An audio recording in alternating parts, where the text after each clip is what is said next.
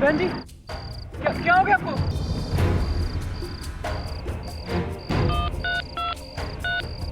Hello, police station. पूजा एक लड़के के साथ नौकरी की तलाश में निकली थी और रात 11 बजे लखनऊ कानपुर हाईवे पर बुरी हालत में पाई गई। लेकिन उसकी ये हालत हुई कैसे? कौन थी पूजा और कौन था शेखर? और आखिर पूजा के साथ हुआ क्या था?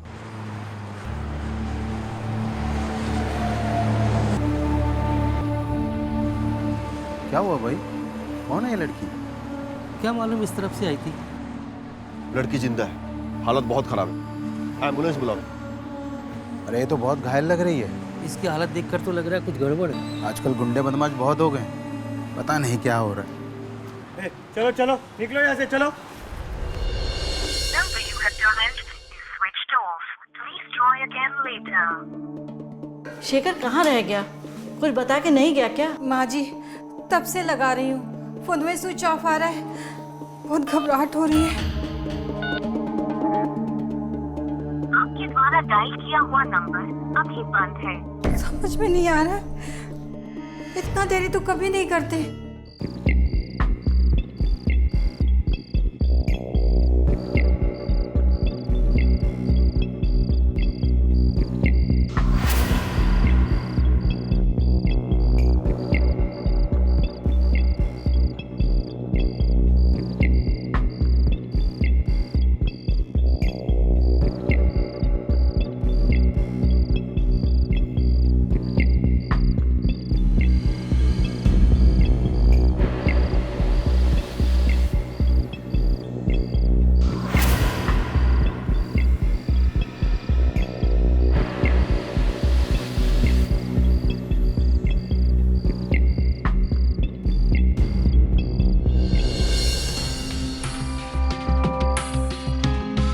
सर, लड़की का नाम पूजा है।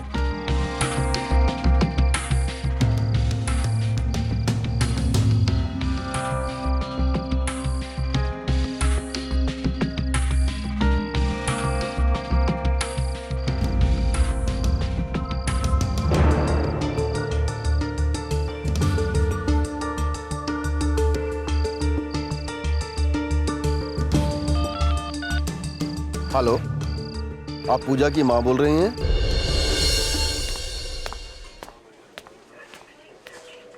साहब, हमारी पूजा का क्या हुआ है? आप कुछ बतावत काहे नहीं है? इसे पहचानती हैं? ये मोबाइल तो हमारी पूजा का है।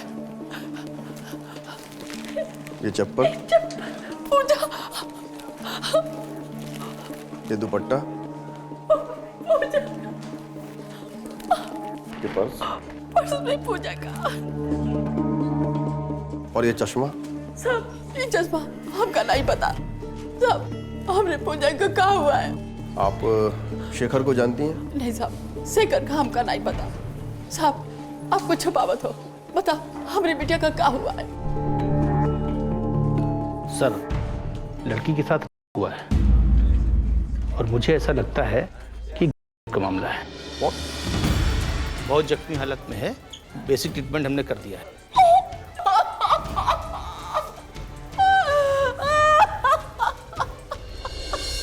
पूजा को अभी तक होश नहीं आया है। एक काम करो, घटनास्थल से जो भी चीजें बरामद हुई हैं सबकी अच्छे से जांच करवाओ। सर। और पूजा के फोन पे अंतिम कॉल किसी शेखर का आया था। इस शेखर का कच्चा चिट्ठा निकला और टेलीकॉम ऑपरेटर से। सर। और वो जो सेडेटिव मिली है, पता लगा कौन से मेडिकल स्टोर से खरीदी गई है। सर, पेशेंट को होश आ गया। डॉक्टर साहब, बयान लेना बहुत जरूरी है। प्लीज ले लीजिए। पूजा, आपके साथ ये सब किसने किया? शेखर ने। शेखर?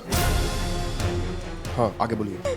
देखिए, पेशेंट की हालत खराब हो रही है, आप लोग प्लीज बाहर जाइए। Nurse, injection.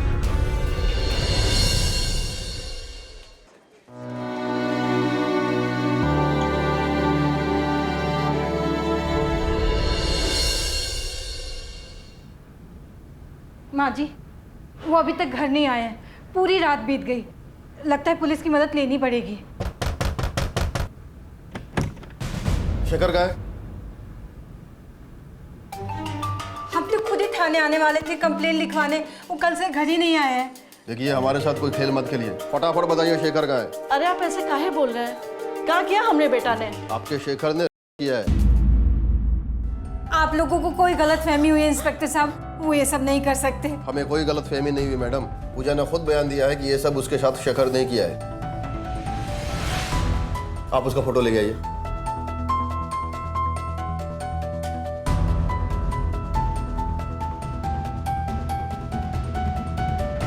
आप पूजा को जानती हैं? पूजा? ये दवाई यहाँ से खरीदी गई थी, किसने बेची थी?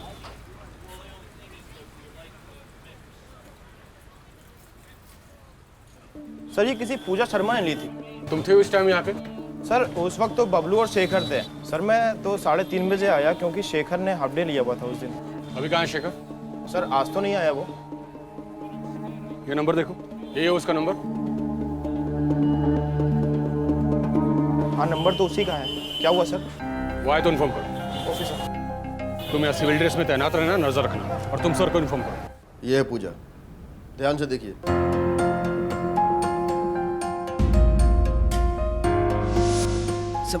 संभाल के आराम से। अरे क्या हुआ? हाँ? कौन है ये? अमिता ये पूजा है, मेडिकल स्टोर पे दवाई लेने आई थी। कह रही थी काम ढूंढने निकली और बात करते करते अचानक बेहोश हो गई, तो मैं इसे घर ले आया। ठीक हो बेटा? ये लो पानी पियो। लो।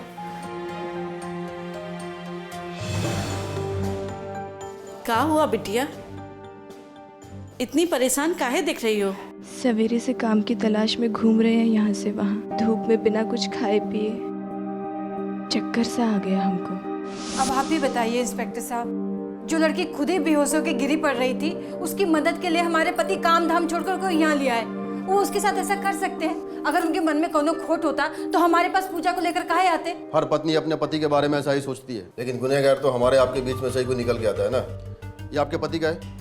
हाँ लेकिन इंस्पेक्टर साहब वो एक पारिवारिक आदमी है, वो कोनो गलत काम कर ही नहीं सकते। बस वो एक बार हमारे हाथ लग जाए, क्या सही है क्या गलत है सब पता चल जाएगा। आप केवल इतना बताइए, कल वो 3:30 बजे अपना शॉप से निकला बाइक पे, आपको बताया? नहीं। मतलब उसने आपसे ये बात छुपाई?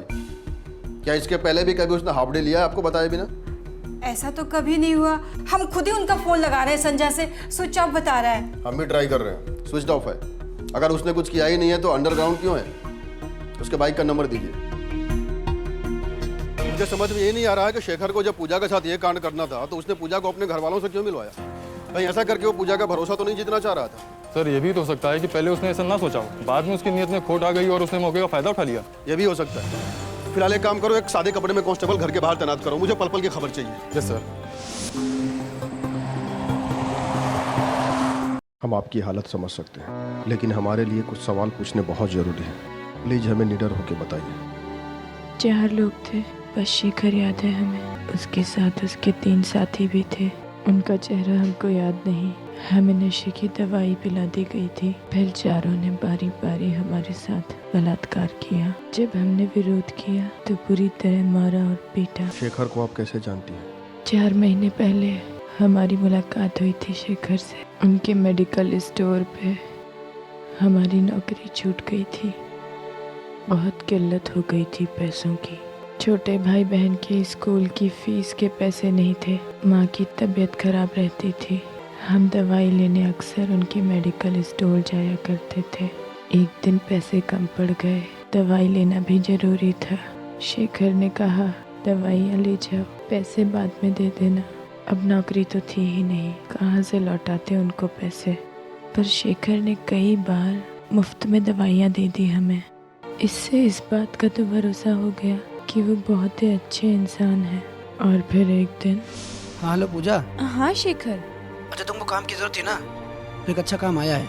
एक कपड़ों की दुकान खुल रही है, वहाँ सेल्स गर्ल्स की जरूरत है, तो हम बोलेंगे तो तुम्हारा काम हो जाएगा। ठीक है, बहुत बहुत शुक्रिया। डॉक्टर, पूजा की रिपोर्ट जैसे ही आती है हमें तुरंत इन्फॉर्म कीजिए। हमें जल्द से जल्द उसको पकड़ना होगा। अपनी इन्वेस्टिगेशन टीम बड़ी करनी होगी। फिलहाल एक काम करो, शेखर के घर पे जाओ, उसकी पत्नी से उसके दोस्तों की डिटेल्स निकलवाओ। कुछ भी करो, मुझे सारे हिरासत में चाहिए। Yes sir. पूजा के विश्वास की हत्या हो चुकी थी। जिस शेखर पे उसने भरोसा किया था, उसी ने उसके साथ इतना बड़ा धोखा किया। शेखर का फोन लगातार स्विच ऑफ आ रहा था, लेकिन पुलिस हाथ पर हाथ धरकर बैठने वाली नहीं थी।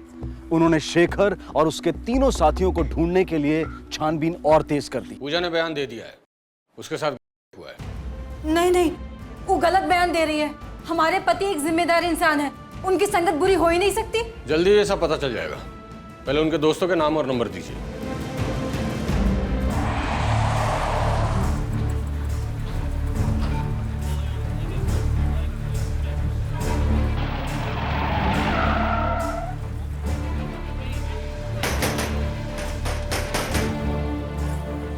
विजय, जी सर। अरे सर मैंने क्या किया? अरे सर मैंने क्या किया?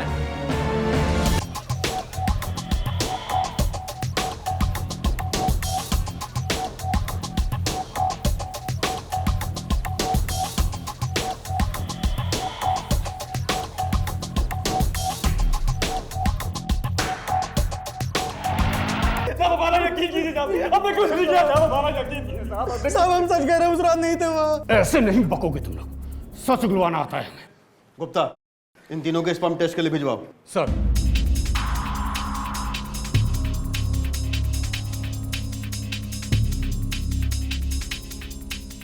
ये फोटो गौर से देखो, इन दोनों को कभी देखा है?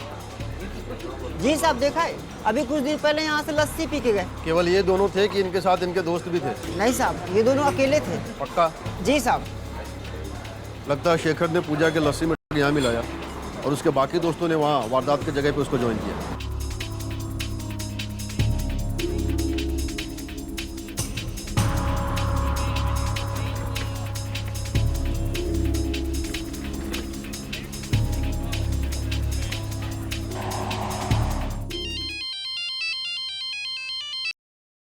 हाँ गुप्ता।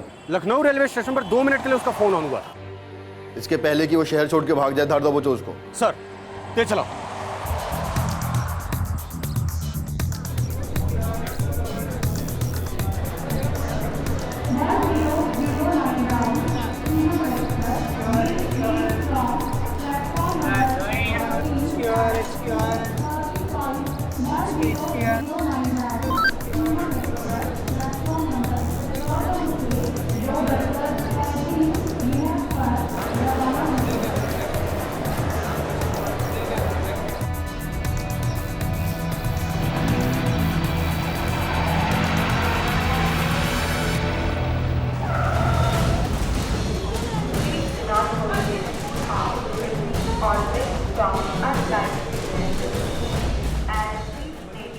शेखर का मोबाइल फिर से स्विच ऑफ हो गया। शेखर जहां काम करता था, जहां रहता था, जहां पूजा को लेकर गया था, पुलिस उन सभी इलाकों का चप्पा चप्पा छान रही थी। शेखर के 3 दोस्त पुलिस हिरासत में थे, लेकिन शेखर का अभी तक कुछ पता नहीं चला था, बल्कि उसे पकड़ पाना और मुश्किल होता जा रहा था। पुलिस ने शेखर के मोबाइल को ट्रैक किया, लेकिन उसका मोबाइल हर बार अपनी लोकेशन बदल रहा था। साहब, हमारे पति 3 दिन से गायब हैं। हमारी बात मानिए साहब। वो गायब नहीं है, अंडरग्राउंड है। अरे साहब ऐसा नहीं है साहब, वो पारिवारिक आदमी है और उनके तीनों दोस्त भी बहुत अच्छे इंसान है साहब। आप हम पर विश्वास कीजिए साहब। साहब हमारे पति के साथ कुछ गड़बड़ हो रहा है साहब। साहब उनको ढूंढने में मदद करिए साहब। उनके साथ कोनो एक्सीडेंट हो गया। आप सिर्फ अपने बारे में सोचती हैं। केवल एक बार अपने आप को उस लड़की के जगह पे रख के देखिए जिसके साथ हुआ है। आप अंदाजा भी नहीं लगा सकती वो किस मेंटल ट्रॉमा से गुजर रही है।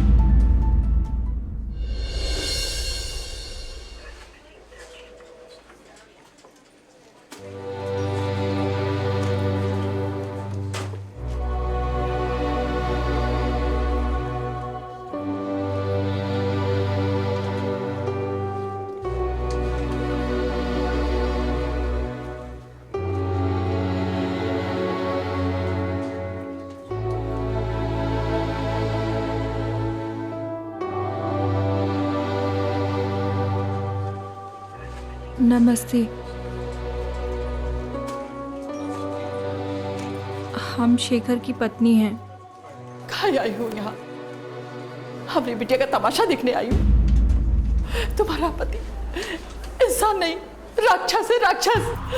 देखो हमारी बिटिया का क्या हाल किया है। अरे कैसे रहा था उनके साथ?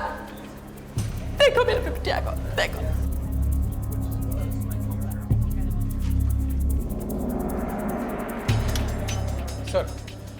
सर फॉरेंसिक रिपोर्ट आ गई है।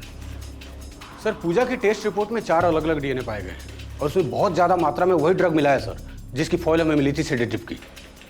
लेकिन सर शेखर के तीनों दोस्तों के स्पर्म सैंपल मैच नहीं हुए जो पूजा के शरीर में पाए गए थे। तो फिर वे 3 लोग कौन हैं जिनके साथ मिलकर शेखर ने यह किया?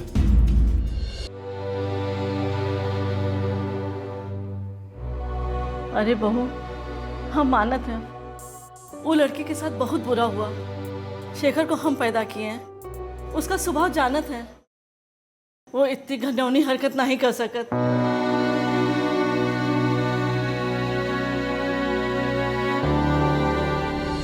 पूजा की हालत देखकर नम्रता सदमे में थी और दूसरी तरफ पुलिस हैरान थी कि फॉरेंसिक रिपोर्ट में शेखर के तीनों दोस्तों का डीएनए मैच नहीं हुआ था। पुलिस की समझ में नहीं आ रहा था कि शेखर के ये 3 नए दोस्त आखिर हैं कौन। क्या वो वाकई किसी बुरी संगत में था? अजीब दुविधा थी। ना तो शेखर का कुछ पता चल रहा था और ना ही इस केस से जुड़ी कोई और कड़ी सामने आ रही थी। 3 दिन बीत गए और फिर अचानक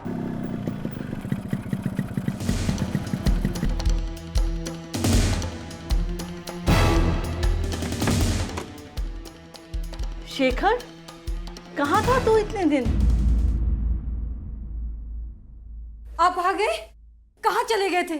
3 दिन से कुछ अता पता नहीं है। यहाँ कितना हंगामा हो गया है। हम कितना परेशान हो गए थे। कहाँ गायब थे? और फोन का स्विच ऑफ था। अरे फोन तो हमारे पास ही था। अरे कहाँ लगा? अरे इसने कुछ नहीं किया। अरे कुछ नहीं किया। कहाँ लेके जा रहे हो? पूजा के साथ इस कांड में तुम्हारे साथ तुम्हारे 3 और साथी शामिल हैं। तीनों का नाम चाहिए मुझे। सर हमने कुछ नहीं किया, बात मानिए हमारी। देख, छुपा के कोई फायदा नहीं। पूजा हमें अपने बयान में सब कुछ बता चुकी है। इसके पहले कि मेरा दिमाग खराब हो जाए तेरी पतीसी झाड़ दूं मैं, साफ साफ बोल दूं। सर हमने कुछ नहीं किया है, हमने किसी का भी नहीं किया, और जब नहीं किया तो ऐसे किसी का नाम कैसे दे दूं मैं आपको? बेटा शेखर, ज्यादा भोला मत बन। तुम्हारे भोलेपन की कहानी हम पूजा से सुन चुके हैं। हाँ शेखर। अच्छा तुमको काम की जरूरत थी ना, तो एक अच्छा काम आया है। एक कपड़ों की दुकान खुल रही है। तो लड़की को नौकरी देने का लालच देकर तुमने उसे नजदीकियां बढ़ाई? नहीं साहब, ऐसा बिल्कुल भी नहीं है। पहले फोन उसी ने किया था हमको। झूठ, बिल्कुल झूठ। पूजा तुम्हें फोन नहीं करती थी, बल्कि तुम पूजा को बार बार फोन करते थे। और उस दिन भी तूने ही पूजा को फोन किया था। अच्छा सुनो, 4 बजे चारबाग स्टेशन के पास मिलो। काम आज हो जाएगा ना शेखर? हाँ पूजा, काम हो जाएगा। हाँ साहब, मेरी बात हुई थी पूजा से उस दिन, लेकिन पूजा नहीं कहा था वो हमारे साथ आना चाहती है नौकरी के लिए। हम तो नौकरी ढूंढने जा रहे थे, लेकिन शेखर का फोन आया कि अकेले मत जाओ, हमने हाफ डे ले लिया है, साथ चलेंगे। बहुत प्यास लगी थी पूजा को साहब, उसने ढाबे पे रुकने के लिए कहा हमको, तो हम ढाबे पे लस्सी पीने के लिए रुक गए। लस्सी पीने के बाद थोड़ा चक्कर सा आने लगा, फिर कुछ याद नहीं। मतलब उसके बाद हमको याद नहीं कि क्या हुआ हमारे साथ, और जब आँख खुली तो 3 दिन बीत चुके थे। सब हमको किसी ने अगवा कर लिया था। तो क्या अरब पति है? तुम्हारा अगवा कोई क्यों करेगा? और फिरौती के लिए तो कोई कॉल नहीं आया। तुम्हें क्या लगता है कोई बेहोश आदमी उड़ते फिरता क्या यहाँ से वहाँ? तुम पूरे होशो हवास में थे, इसलिए तुम्हारा मोबाइल अलग अलग लोकेशन पे ऑन और ऑफ हो रहा था। अब ये मत कह देना कि तुम्हारा मोबाइल भी चोरी हो गया था, क्योंकि जब तुम घर पे आए तुम्हारे पास मोबाइल था, और तुम किडनैप हुए थे या तुम्हारा ड्रामा था ये तो हम पता लगा ही लेंगे। तुम्हारी जानकारी के लिए ये बता दूं कि तुमने और तुम्हारे साथियों ने के पहले पूजा को जो किया था उसकी डिटेल हमें मेडिकल स्टोर से मिल चुकी है। साहब किस की बात कर रहे हैं? हाँ ये सच है कि पूजा मेरे मेडिकल स्टोर पे दवा लेने आती थी, लेकिन वो डिप्रेशन की दवा लेने आती थी और उसके पास डॉक्टर की प्रिस्क्रिप्शन भी होती थी। झूठ, फिर एक झूठ।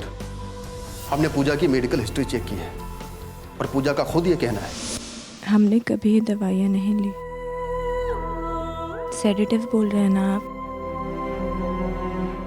हम तो अक्सर बुखार की या सर दर्द की दवाइयाँ लेने जाते थे माँ के लिए। ये सब शेखर की प्लानिंग है सर। वही बार बार फोन करके हमको वहाँ बुलाया करता था। पूजा खुद हमसे बात करना चाहती थी, हमको बार बार मिस कॉल मारती थी, और उसकी तंगी को देख के हम कॉल बैक कर लेते थे साहब उसको।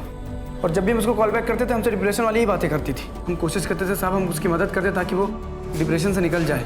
वो मेरी बहन जैसी थी साहब। क्या बताएं शेखर, घर में रुपया पैसा है ही नहीं, खाने तक का इंतज़ाम करना मुश्किल होता जा रहा है, घर में कोई बड़ा भी नहीं है। मुझे सहारा दे दे। कभी कभी तो मन करता है अपनी जान ही दे दे। कैसी बुज़दिल वाली बात कर रही हो तुम? घर में कोई सहारा देने वाला नहीं है तो हिम्मत हार जाओगी? हम है ना, हमको बनाओ अपना बड़ा भाई। देखो पूजा, जैसे अच्छे दिन नहीं टिकते ना, तो वैसे बुरे दिन भी चले जाते हैं। एक काम करो, ये रखो तुम। अरे रखो, बड़े भाई हम तुम्हारे, और कभी भी जरूरत पड़े हमको याद करना, ठीक है? उसने हमदर्दी दिखाकर अपने जाल में फांस लिया हमें, फिर मौका देखकर गिरगिट की तरह रंग बदल लिया। साहब अब खुद सोचिए, अगर हम किया होता तो हम घर वापस क्यों आते? अपने आपको पकड़वाने। तुम घर वापस इसलिए आए ताकि तुम पे किसी का शक न जाए। बड़े ही शातिर आदमी हो तुम, और 3 दिन तक तुम छुपे हुए रहे ताकि तुम एक्सक्यूजें जमा कर सको। कोई फायदा नहीं होगा। मैं तुमसे आखिरी बार पूछता हूँ, तीनों साथियों के नाम बता दो मुझे। सर अब 1000 बार पूछेंगे तो हमारा एक ही जवाब होगा, हमने नहीं किया। नहीं किया मतलब नहीं किया है। इसके स्पर्म का टेस्ट करवाओ। सर। तू बचेगा नहीं।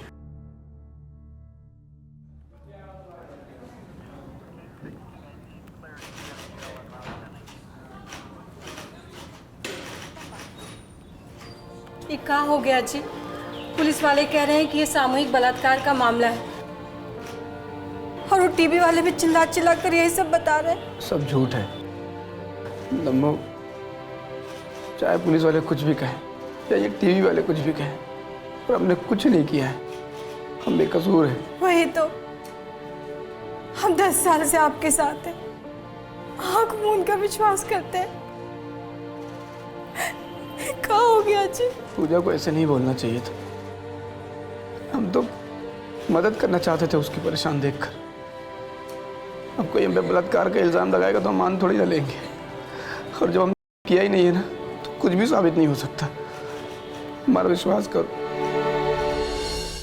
सर शेखर की रिपोर्ट आ गई। पूजा की बॉडी मिले सैंपल से शेखर का सैंपल मैच हो गया सर। चार्जशीट फाइल हुई, केस चला, और सारे सबूत शेखर के खिलाफ पेश हुए। पुलिस हैरान हो रही थी कि यह शेखर कैसा इंसान है। सारे सबूत मिलने के बाद भी एक ही रट लगा रहा है कि वो बेकसूर है। शेखर की रिपोर्ट पॉजिटिव आई, लेकिन उसके वो 3 दोस्त जिन्हें गिरफ्तार किया गया था, उनकी रिपोर्ट मैच नहीं हुई, और मीडिया के दबाव में पुलिस की मुश्किलें बढ़ती जा रही थी। सर मीडिया ने नाक में दम कर रखा है। लेकिन उनका सवाल भी जायज है गुप्ता। हाँ सर, को पकड़ लेने के बाद भी उसके बाकी तीनों साथी तक हम अभी भी नहीं पहुंच पाए, जबकि सर शेखर और पूजा दोनों साथ में उस लस्सी वाले ढाबे पहुंचे थे। दोनों ने साथ में लस्सी पी, यहाँ तक सर दोनों साथ में थे। उसके बाद शेखर पूजा को बाइक पर बिठाकर ऑफ रूट से उस जंगल में लेके गया जहाँ पर पूजा हुआ। लेकिन सर शेखर का कहना यह है कि लस्सी पीने के बाद उसको चक्कर आया और उसको कुछ याद ही नहीं रहा, और 3 दिन बाद जब उसको होश आया तो उसने खुद को लकड़े कारखाने में पाया, जबकि सर लकड़े का कारखाना वाली जगह से बिल्कुल अपोजिट साइड में।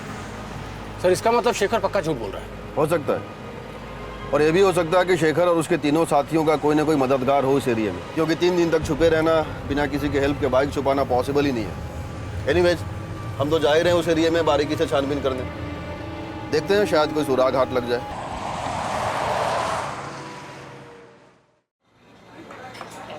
पूजा और शेखर ने लस्सी यहाँ पी थी। यहाँ से हम दोनों 2 डायरेक्शन में जाएंगे। मैं जाऊँगा इधर क्राइम स्पॉट की ओर, और तुम जाओगे इधर, क्योंकि शेखर ने इधर ही खुद को होश में आने के बाद पड़ा हुआ पाया था। ओके सर, तुम दोनों मेरे साथ आओ। चलो।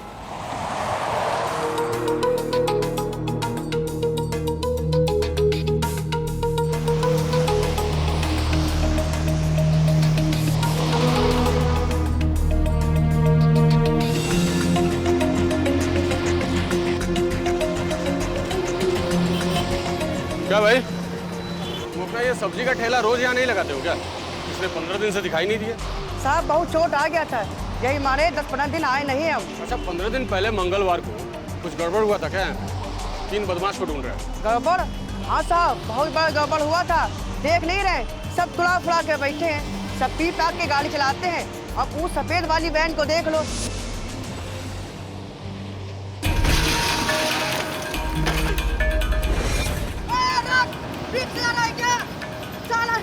सब नुकसान कर गया।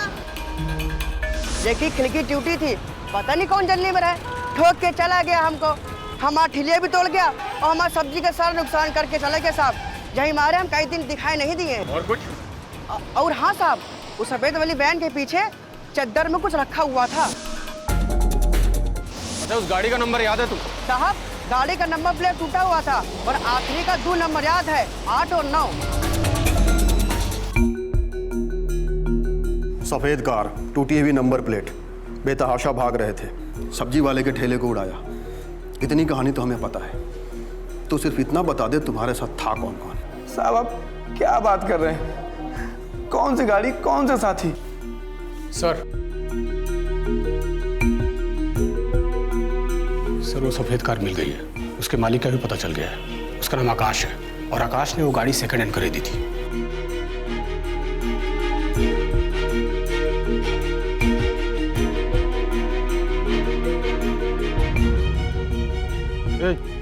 ये गाड़ी किसका है? वो साहब उसका।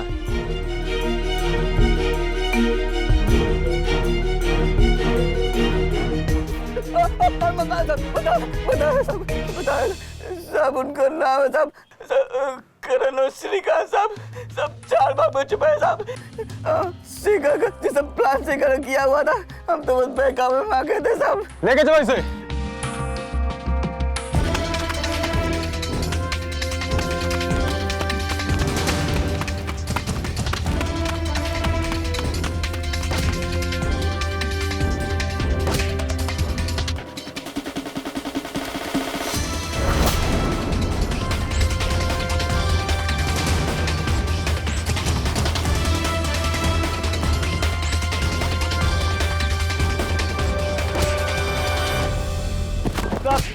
साहब ये सब शेखर की प्लानिंग थी साहब, उसी के कहने पे हम लोगों ने किया साहब।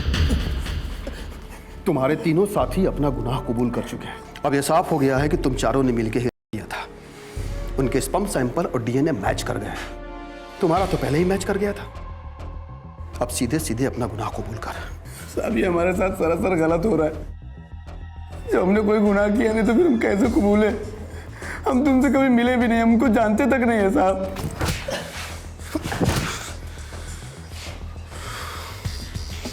मुझे उन तीनों के कॉल रिकॉर्ड चाहिए। सर एक बहुत ही अजीब बात पता चली है। हमने उन तीनों के कॉल रिकॉर्ड्स निकाले, लेकिन शेखर की उनसे कभी कोई बात ही नहीं हुई। ऐसा कैसे हो सकता है? यदि उनकी आपस में बातचीत नहीं हुई तो फिर को प्लान कैसे किया? सर एक और बात मालूम पड़ी है। एक कॉमन नंबर पर उन तीनों की बहुत बार बात हुई है, वाले दिन भी, और ये नंबर किसी प्रकाश बंसल का है। कौन है ये प्रकाश बंसल? सर ये प्रकाश बंसल की केस हिस्ट्री भी बहुत अजीब है। कानपुर में 2014 में हुए एक मर्डर केस का मुख्य आरोपी है। इस वक्त वो जमानत पे है, लेकिन उसका साथी बंसी अभी भी जेल में है। और सर इंपॉर्टेंट खबर यह है कि उस मर्डर केस का चश्मदीद गवाह शेखर रह चुका है। व्हाट? शेखर आई विटनेस है? Yes sir. और ये बात हम सब तक छुपी रही? सर ये फाइल हमें कानपुर पुलिस से मिली है। सर केस की फाइल और शेखर के बयान के मुताबिक 5 मई 2014 को उस पेट्रोल पंप पे शेखर पेट्रोल भरवा रहा था। उसी वक्त बंसल और उसके साथी बंसी ने सीताराम नाम के आदमी का मर्डर कर दिया, और ये मर्डर होते हुए शेखर ने देख लिया था।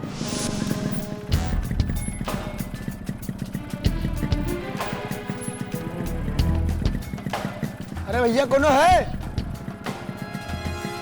अरे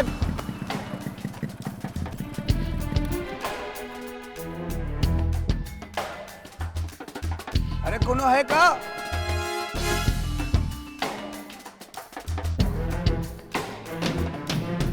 भाई जी अम्मा कसम गलती हो गई, आइंदा कभी नहीं करेगा भाई जी। भाई जी नहीं करेगा भाई जी।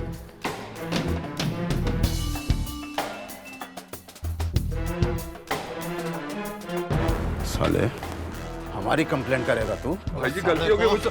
इतना बड़ा आदमी हो गया, तेल में मिलावट करते हैं। भाई जी मैं तो खत्म कर दो इसे, ये बर्बाद कर देगा हम लोग को। पुलिस में कंप्लेंट करेगा तू? शेखर इस मर्डर का चश्मदीद गवाह बन गया और ये दोनों आरोपी अरेस्ट भी हुए।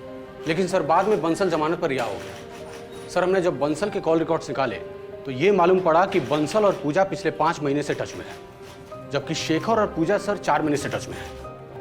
मामला अब समझ में आ रहा है। उन 3 लोगों को जो हमने पकड़ा है ना, चलो उनकी खातिरदारी करते हैं। सर गलती हो गई साहब, गलती हो गई साहब। शेखर के बहकावे में आ गए थे साहब। मारिए मत साहब, मारिए उसे, बता दे सब कुछ सच बता दे साहब।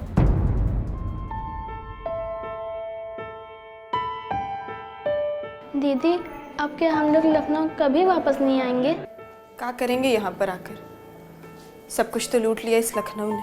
हंसी खुशी, सुख चैन, इज्जत, सब कुछ। लेकिन हम मुंबई जाएंगे तो रहेंगे कहाँ? काम क्या करोगी आप? हमको वहाँ पर एक काम मिल गया है।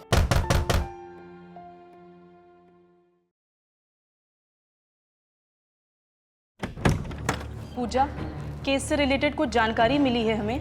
आपको हमारे साथ पुलिस स्टेशन चलना होगा। सर हमें यहाँ क्यों बुलाया गया है? बात क्या है? कोई हमें बताता क्यों नहीं? बता देंगे बंसल जी, मैडम को तो आ जाने दीजिए।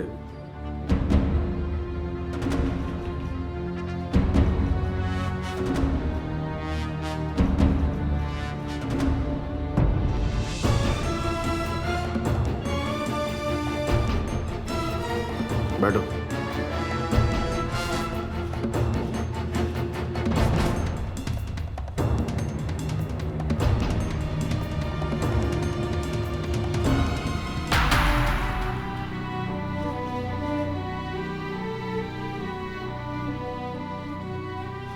आप इनको जानते हैं? जी नहीं। पूजा, आप इनको जानती हो? नहीं सर। सर ये दोनों तो दूसरे को बिल्कुल नहीं जानते। लेकिन हम कुछ जानते हैं। ये रहे आपके कॉल रिकॉर्ड्स और ये रहे आपके कॉल रिकॉर्ड्स। आप दोनों पिछले 5 महीने से एक दूसरे से लगातार बातचीत कर रहे थे। इतना ही नहीं, वे तीनों लड़के जिनके स्पर्म सैंपल पूजा की रिपोर्ट से मैच हुए हैं, आप उनसे पिछले 4 महीने से टच में हो। और ये है हमारे लिए हुकुम का इक्का, आपके कानपुर मर्डर केस की हिस्ट्री फाइल। वही सीताराम मर्डर केस। इस केस में शेखर, जी हाँ वही शेखर जिसने पूजा के बयान के हिसाब से पूजा के साथ बलात्कार किया है, इस केस में आई विटनेस है। और ये क्या है पता है? Blank paper. इसमें अभी तक हमने कुछ भी नहीं लिखा है, क्योंकि इसमें अब हम वो सच लिखेंगे जो तुम हमें बताओगे और अभी बताओगे। बको।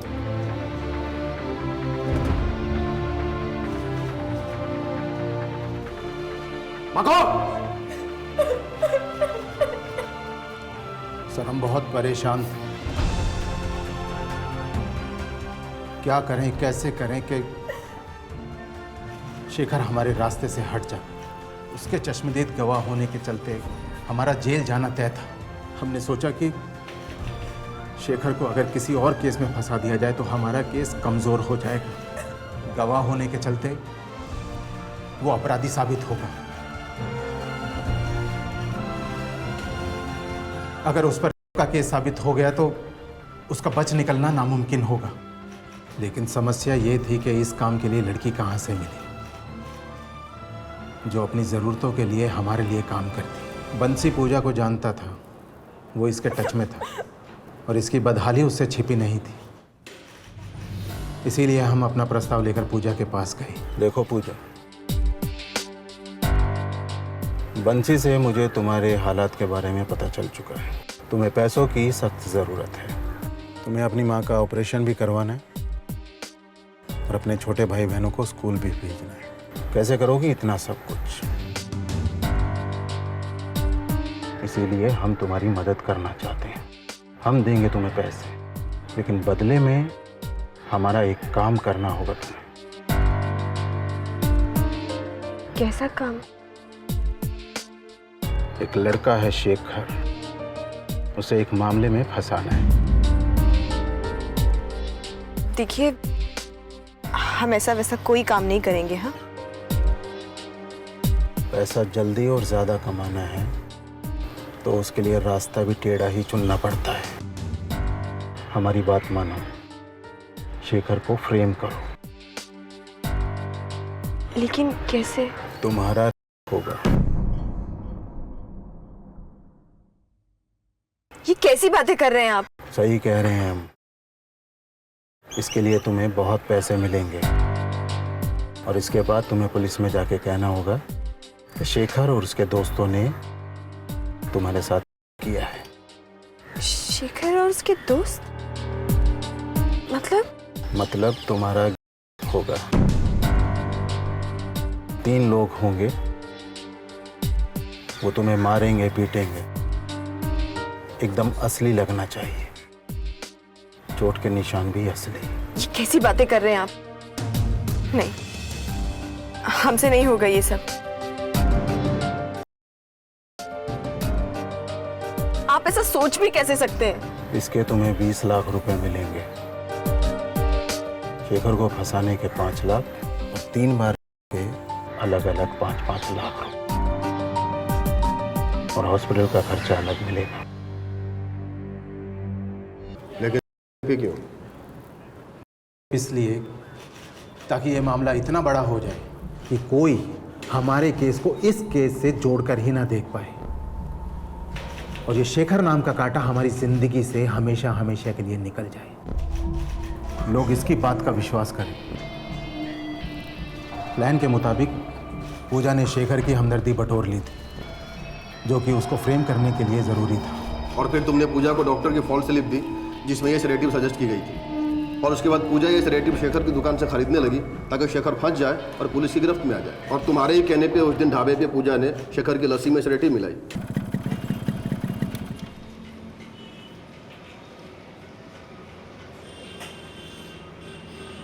भैया 2 लस्सी देना।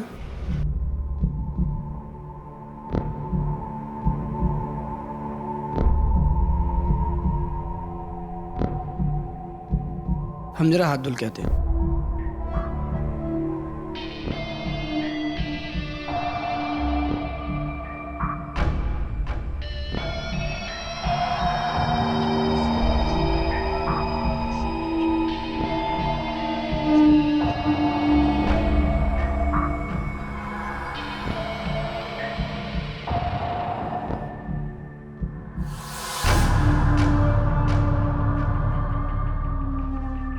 जब शेखर बेहोश हो गया तो हमारे कुछ आदमियों ने उसे एक चादर में लपेटा और सफ़ेद कार में डाल दिया।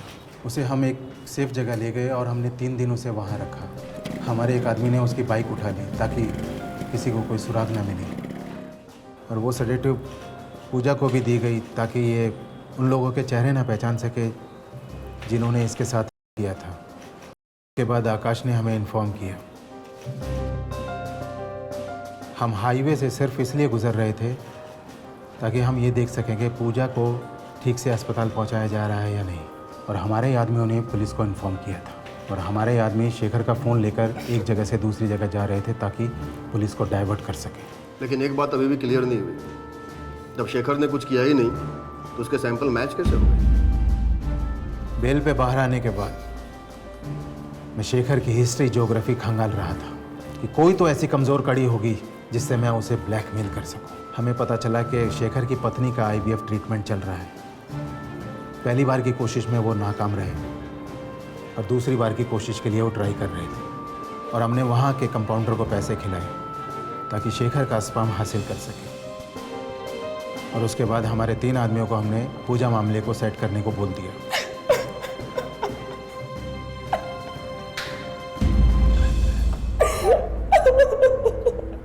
शेखर बेकसूर साबित हुआ, बंसल को गिरफ्तार कर लिया गया और बाद में शेखर ने चश्मदीद गवाह के रूप में बंसी और बंसल के खिलाफ अपना बयान दिया और उन दोनों को सीताराम की हत्या के जुर्म में आजीवन कारावास के लिए भेज दिया गया। पूजा को भी गिरफ्तार किया गया और उसे षड्यंत्र और पुलिस को गुमराह करने के लिए बुक किया गया। पूजा चाहती थी कि वो कुछ पैसा बना ले ताकि वो अपने भाई बहन और अपनी माँ को एक बेहतर जिंदगी दे सके। लेकिन क्या ये सही रास्ता था पैसा कमाने के लिए, जहां उसे अपना बलात्कार करवाना पड़ा और एक निर्दोष को फंसाकर उसे गुनहगार साबित करना पड़ा। पर अब इस शॉर्टकट की कोशिश में पूजा एक ऐसी जगह आ खड़ी हुई थी जहां उसके लिए सिर्फ अफसोस किया जा सकता था। और सबसे शर्मनाक बात तो यह है कि जो कानून औरतों को मजबूत करने के लिए बना है, पूजा उसी कानून का दुरुपयोग कर रही थी। ये एक बेहद शर्मनाक वाकया है। आपसे फिर मुलाकात होगी अगले एपिसोड में एक और नए केस के साथ।